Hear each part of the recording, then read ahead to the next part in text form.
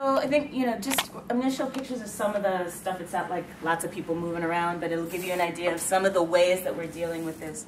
So the cultural aspect for us is actually really, really important. As well as shifting the language we use to speak, we're also trying to create a new visual language, because we're a little upset with the constant shackles and razor wire and whatever. We want liberatory images. We want to, if we're imagining where we can make moves politically and in terms of our organizing, we also feel like we need to be able to dream and create a visual language as well. So some of these things do that. But the idea of showing up with some of the faces of people who had been killed by the Oakland Police Department just earlier that year. So every time there were demonstrations, we would take these out. We took those out to do court support. We took those out in front of City Hall when we would do those kinds of things, just to make sure that the legacy of those families and that resistance continues. And obviously that's reference to Chile.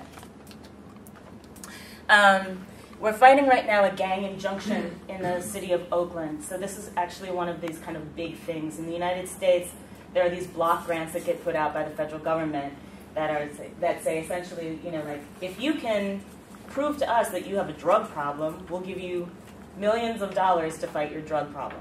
And generally that means you get extra cops and extra toys and that kind of stuff. Same with gangs, right? If you can prove to us that you have a gang problem, we'll give you a bunch of money to do these kinds of things, and that's what we're looking at in Oakland right now. Almost always coinciding with gentrification and pushing out, trying to raise housing prices and trying to push out certain undesirable sectors of the community. This guy here, Gary King, is a guy who got shot in broad daylight by the cops in the back, and there have been these art pieces and murals and memorials to him in the spot where he was shot over the years. And so his image gets used a lot in terms of racial profiling, in terms of the anti-policing stuff.